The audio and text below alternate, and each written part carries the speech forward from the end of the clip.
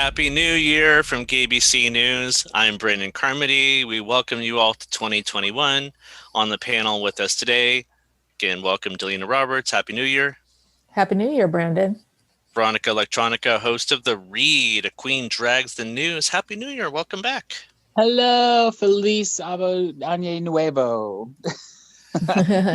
So everything is all cool in the U.S. and we're all good going into 2021, right, guys?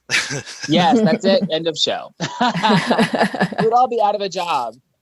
I sensed a disturbance in the force regarding Georgia. Veronika, why don't I come to you first? You've been talking with some people in your local state house. Apparently, the President of the United States had a conference call with his attorneys and the Secretary of State from Georgia to ask him to find 11,000 votes. Go. What can you tell us about that? Well, I listened to the entire 1 hour and 5 minute call because I was watching all the news clips and stuff, right? And I was like, well, I want to hear the other side of the conversation. Like they just kept playing him. And I was like, I want to hear the whole thing. I want to hear the back and forth. Well, I listened to the whole thing and without exaggeration, 95.8% of the call is Trump talking. Oh, God. And he really only says like 5 minutes worth of discussion, but he just repeats it quite often.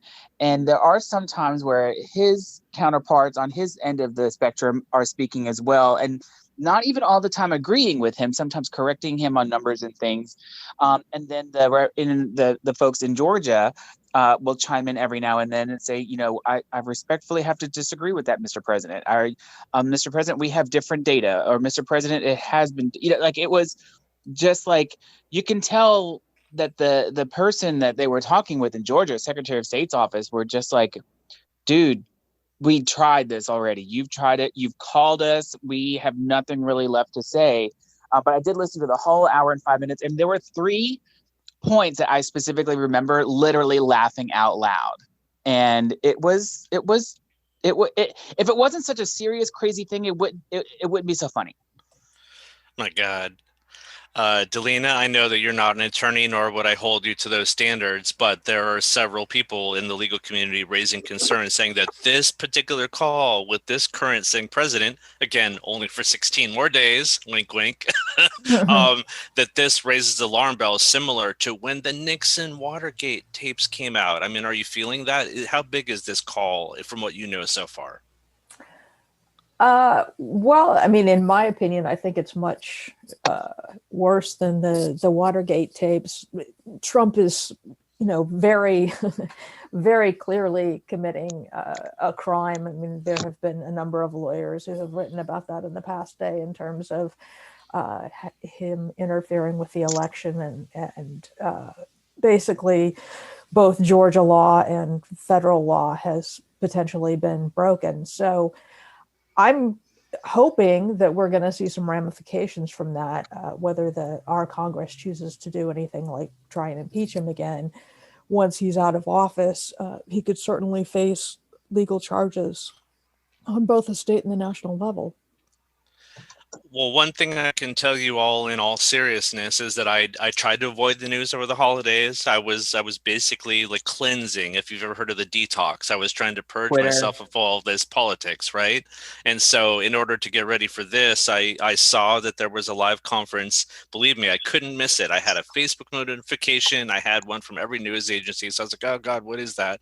So I tuned in, and the Secretary of State was very factual going through, and he was giving a counterpoint for everything that the Trump legal team was alleging had been misappropriated in Georgia, and basically saying no. And then he's talked specifically, I'll never forget this, he talked specifically about how there was videotape showing the election workers on the night that they were counting and scanning the ballots, and how they were told that they were going to be ending at 11 o'clock p.m. and they put them under a table and they put seals on them, and how the Trump team had alleged they'd been scanned multiple times. And he gave a remarkable counter argument for all of that. He really held the line starkly against this president only 2 days after that phone call. Did that strike anyone as surprising that he came out so forcefully and gave a point per point counter argument? Anyone welcome to go?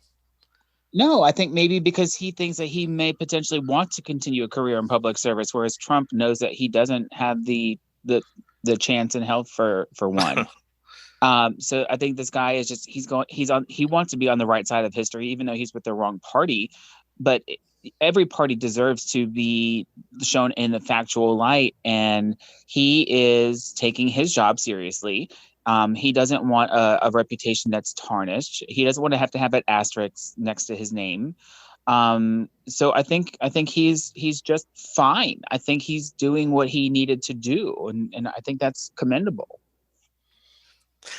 Delina, I've heard all of my life that if you put the Pink Floyd album Dark Side of the Moon and that you start The Wizard of Oz, and if you start them together, as soon as the lion roars at the beginning of Wizard of Oz and then start playing Dark Side of the Moon, that they sync up. I'm wondering if we could play the Trump tape and the movie Goodfellas, if they would similarly sync up. A lot of the legal speak experts, again, that I heard all day today, talking about Mafia Don.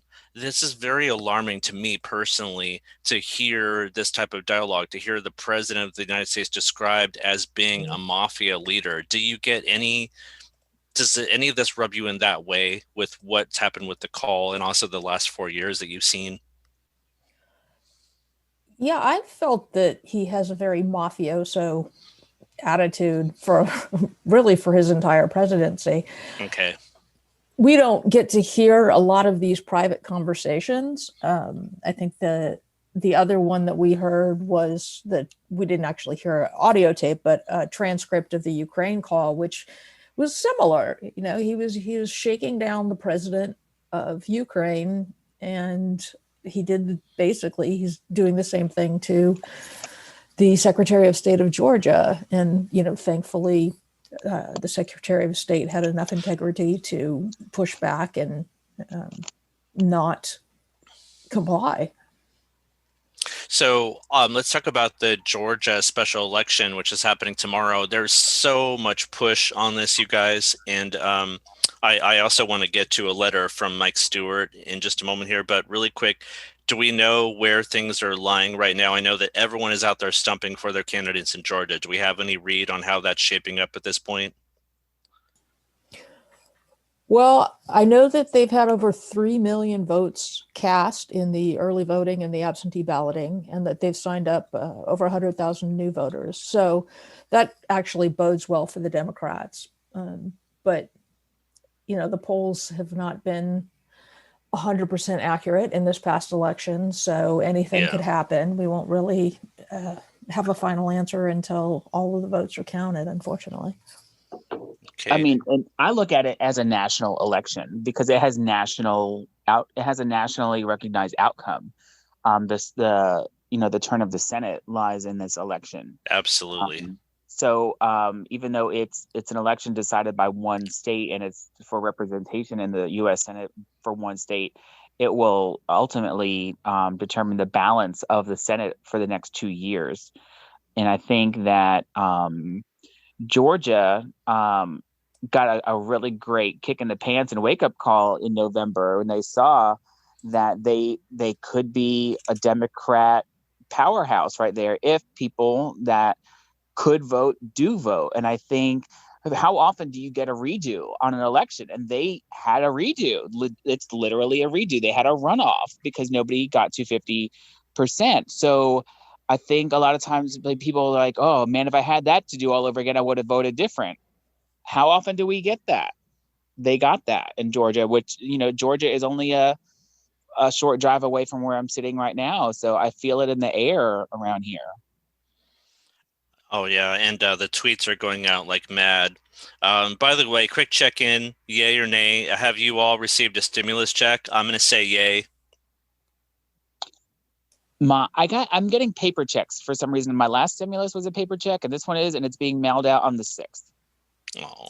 Yeah, I got a paper check last time too. I haven't seen the stimulus check for this. You can check and see and see which batch.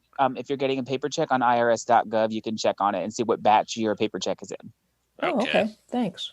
There was a pretty vicious debate over this up in maybe once Biden takes over, they'll reinvigorate the 2000, but Yeah. We're getting But 600, they have to you have them guys. all out by the 15th. Yes. It's some sort of bookkeeping deadline that the IRS has. Veronika. So no, Delina, I didn't mean to cut you off. Go ahead. Oh no, I just wanted to add one more quick thing about the Georgia Senate race. Kelly Loeffler has come out today. She's one of the Republican candidates and joined what they're calling in the Senate the Jim Crow Caucus, the 12 senators who want to challenge the election results. She's not a senator right now. Wow. She is. Oh, Purdue isn't. Purdue isn't. Okay. So she's joined that elite group of. It's like an insurrection, you guys. I mean, this is literally okay. You're right. Here we go. On January 6th, I will vote to give President Trump and the American people the fair hearing they deserve and support the objection to the Electoral College certification process. So these guys, this is the problem here, is that the president went down this very dark path of basically trying to steal the election in broad daylight, and the Republican Party as a whole didn't object. Whoops. It's playing a commercial. Hold on. So why didn't the Republican Party object? I mean, so first of all, after this tape came out about the Georgia call, they're scurrying for the cameras now. Now they're coming out. We object, but there's still enough of them that are joining this Kelly Loeffler insurrection. Am I right? Yeah, there's 12 of them. 12 senators. And that includes Ted Cruz. I've got a whole list of them here. Both of the senators for me here in Tennessee. The only state with both. Congratulations. Thanks. God. And that's happening tomorrow, right? The 6th. The 6th. The election in Georgia is tomorrow, but the confirmation of the Electoral College is the 6th. And I am not a legal expert, nor do I play one on this podcast, but my understanding is their challenge is really ceremonial, but it's not going to change the outcome. In other words, Joseph R. Biden will take the oath of office at 12 p.m. on the 20th to become president. That's inevitable. Please tell me I'm not dreaming, right? Biden is going to be president. It goes, if there's objections and in both chambers, then they separate into their two separate chambers, and then each side has X number of minutes, or I think the House, each side has an hour, and on the Senate, I think each side has 2 hours to openly debate, and then they get broken into their state caucuses or something like that, and then it's ultimately, if it was still contested and not brought to consensus, then it goes to the state governor's office and secretaries of state or something like that to confirm their electors by name or something like that. It breaks up into chambers, and then if it goes on past that, then it goes back to the contested states that have the electors. It's unbelievable. We still have to hang on to this thing like a Game of Thrones, final 3. We literally have to hang on by the edge of our seats all week, don't we, guys? I don't know if it'll come to that, especially. I mean, do these Republican 12 senators and so many odd number of House members, do they really want their names attached to Donald Trump's presidential legacy in history? And when it comes up for their time, and eventually when Donald Trump is tried for his crimes, do they want to go down with him as aiding and abetting him? This is unbelievable. Veronika, while I have you, I noticed on your Twitter feed that you posted a letter from House Representatives Mike Stewart. Take it away. It is addressed to Senator Marsha Blackburn. Well, he is in the Tennessee House of Representatives. He's not in the U.S. House. He's in the Tennessee. He's a state representative here, actually from my district. And the letter is a call for explanation. Like it's just bizarre that that a letter like this even has to be written. It's a girl. What the hell? What the hell? Right? It's a what's going on. Yeah, well, it's just like it's just one of those things that why do we in this day and age have to do something like, why do we have a representative here in this day and age with all of this material that we have at our fingertips still cower to presidential politics, and why do we have to lay all of this down in front of a president that is just it doesn't make sense. Why do we?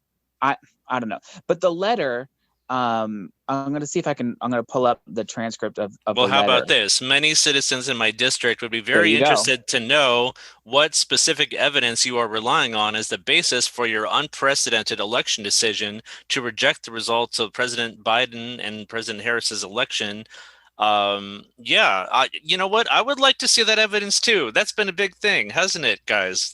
Show us the evidence. That's been a big part of his election challenges, and a lot of judges have laughed them out of courtrooms over their lack thereof any evidence. But go on. They haven't been able to present any. That's because Biden got over 80 million votes. This is so black and white. Why is this happening? Mike is absolutely right. Why is this happening? This shouldn't be happening. The hashtag is Jim Crow Caucus, by the way. Jim Crow Caucus. It's so ridiculous. But it's happening. But it's real. This is real. This is just one of those, oh my God, it's real. Yeah, and I did send a text message to Mike Stewart, and I congratulated him on his letter, and I didn't tell him that we were going to be talking about it on the air, but I don't think he would mind. But I just sent him. I said cheers. I said cheers to you for writing that letter to our senators in DC, and he said thank you, and what they are doing is beyond the pale. And I just went on to say, it's 100%. You're 100% right, and it's only laughable because they're so serious about it, and they think that it's going to make some sort of a difference, and all of that. And he was very supportive of. He is very supportive of correct elections and of people voicing their opinions. But this is just ridiculous. And he and I had a little chit chat about just Tennessee politics in general. But if more people. If more representatives across the country and in all sectors of government, local, state, and federal, would hold each other more accountable like this, instead of it just being for fanfare, but it actually is a quest and a call for truth, then I think that we would be a more perfect union, because we're holding each other more accountable. And it's not just about sensationalism, but it's a democracy about facts and about transparency, and it's about truth. You know what I mean? We need more of that. Delina, is this 1776, or is this more 1984? No, I think it's more 1984. It's kind of farcical. And the thing that kind of galls me about the entire movement to object to the election and saying that there is all of this fraud and questions and issues that they haven't presented any evidence for, is that the House passed a bill. I believe they named it the John Lewis Voting Rights Act, to reinstate the Voting Rights Act, and then it's died on Mitch McConnell's desk in the Senate. And two different bills were proposed in the Senate, the PAVE Act and the SAFE Act, which were both election security bills. And they were pushing for them, at least a year before the election happened. So those also died on Mitch McConnell's desk. And now they're all up in arms that there's an issue with election security. And it's like, well, the time to worry about election security was before the election, not now, and I personally think that we could do a better job overall in our election security. I'm not saying that it's perfect. I think there are definitely some issues that need to be addressed, but it's, like I said, it's just farcical that they refused to address it before the election, and now they want to scream and cry, cheating and foul.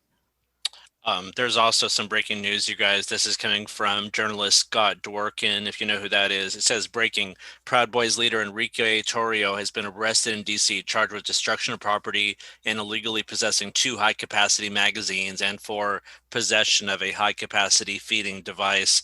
That sounds like a fully automatic weapon to me. that's concerning. Can we talk about the coronavirus and everything happening with that before we run out of time on this show, you guys? First I of thought you were all, going to say he died of corona. no, but there's probably some fringe group that thinks that. I have many concerns about where we still are at with the coronavirus. Apparently, the United Kingdom is going into a national lockdown because of the mutated strain. What's happening in our various states? Delina, I'm going to stay with you. You and I are here in Oregon. I feel like it's going to be until the summer at the very earliest before I can get a shot. How about you? Yeah, well, at the rate they're rolling it out, it could be years. They've only vaccinated 1% of the entire national population so far, and they were supposed to have like 20 million people vaccinated by this point. So they're way behind schedule. Not that that's a surprise to anyone who's watched how the Trump And it's administration. 2 shots, so you have to have one and then go a couple weeks later get the second one. Otherwise, it's just not going to matter. So they have to be prepared to give the 2 shots. Correct. I think Biden's got his work cut out for him when he gets into office. I think we're going to see things improve dramatically, but it's still going to take time to get all those shots into people's arms. Veronika, how's business and how's Tennessee? So the governor today tweeted that Tennessee was one of the fastest deploying of the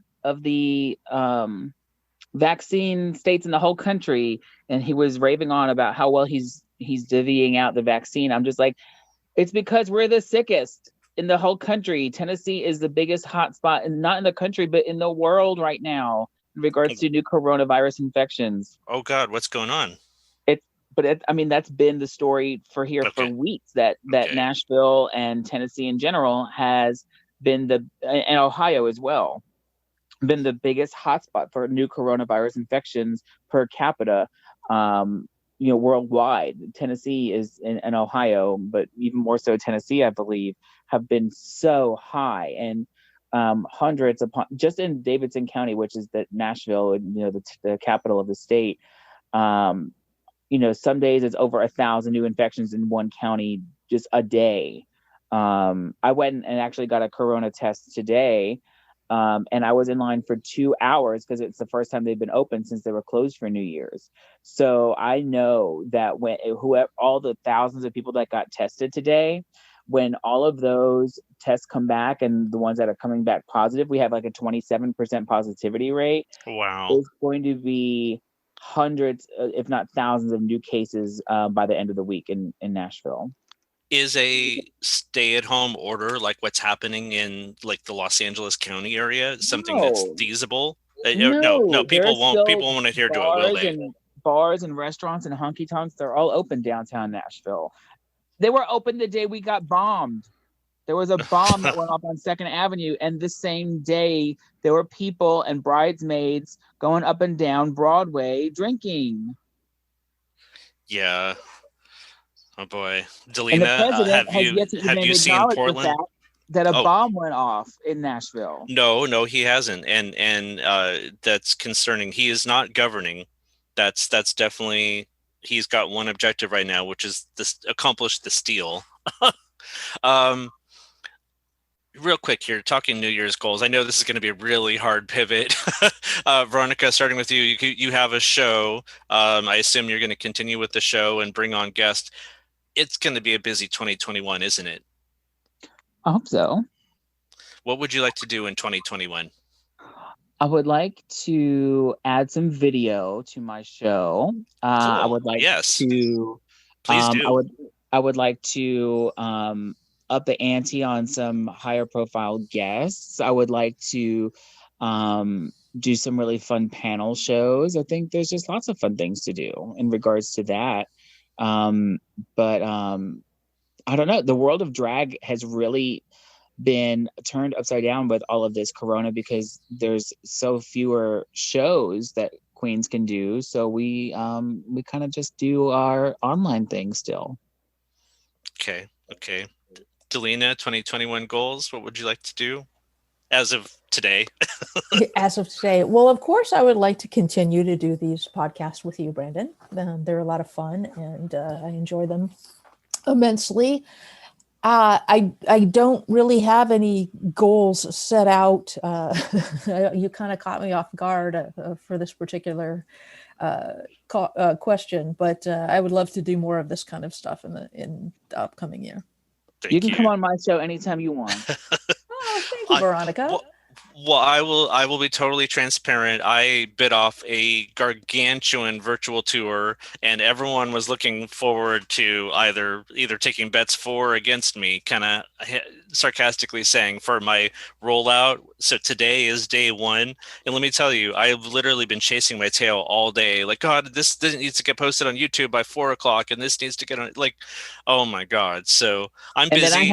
Then I had the idea of us doing a panel show on top of that. Oh no, it's perfect though. It's perfect though, because Aaron, the host of our, Honestly Biased News and Community, already said that he wanted to do video for the year. So you would be right on time. You would be very timely, because I have lots of cool new tools to do video, and I'm already doing lots of video. I'll just basically never leave the house. I'll just be editing video from the moment I wake up until the time you all find me passed out in front of the computer with some drool, like, oh, he was almost done with that one. But video is cool. Video is very engaging, and honestly, Zoom is the way to go, because it's our new normal for communication. It's being used in schools and business. So we're going to go with a new cool format. But the one thing that I will say, as far as what I want to do with this station, I want us to be a team. I want us to be a unit. I would love to see more community get engaged and just kind of up our game. Just do what we have a new website too, don't we? Oh yes, folks. When you do check out this show, please go to gaybcnewsradio.com, our news site. You will be able to check out all episodes from each host, and that'll be a continuously updated deal. So technology is awesome. Closing thoughts. Go around the room. Veronika, closing thoughts.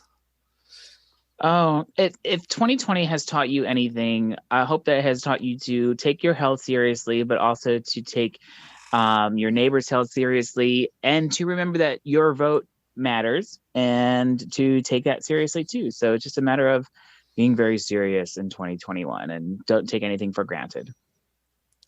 Delina, I'm going to ask you for your closing thoughts, and I'm also dying to know if you've been through Portland. I've been through downtown Portland several times, and I am gobsmacked with what I've seen there.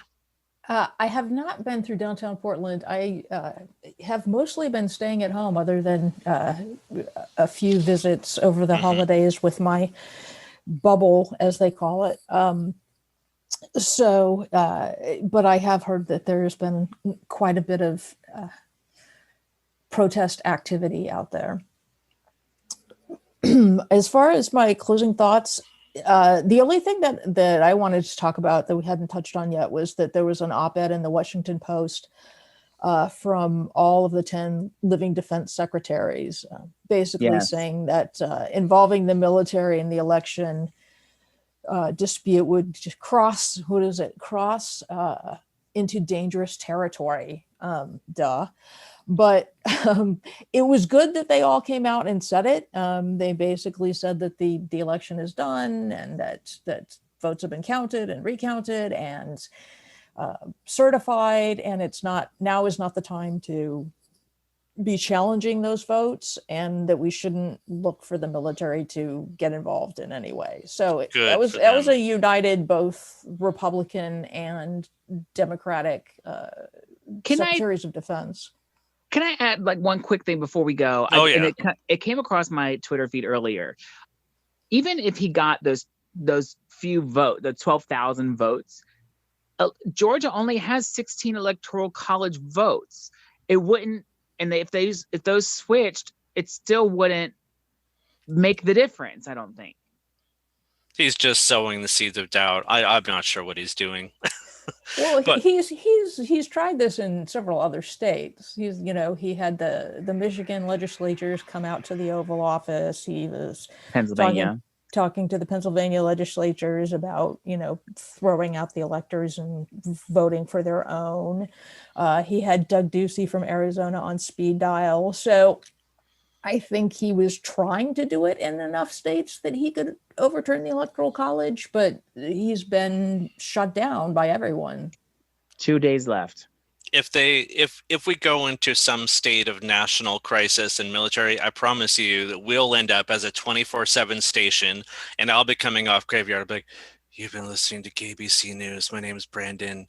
Passing it over to Delina," and then I'll promptly fall asleep, and then you'll take a shift, and then Veronika. It'll be ridiculous because we will have so much to cover.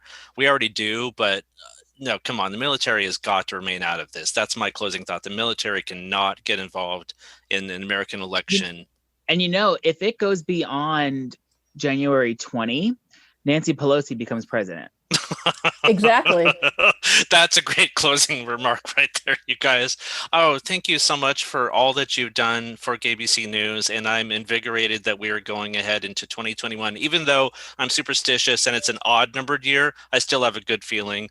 Veronika, Electronika, Delina Roberts, I'm Brandon Carmody. Thank you so much and Happy New Year. Happy New Year. Happy New Year. Cheers.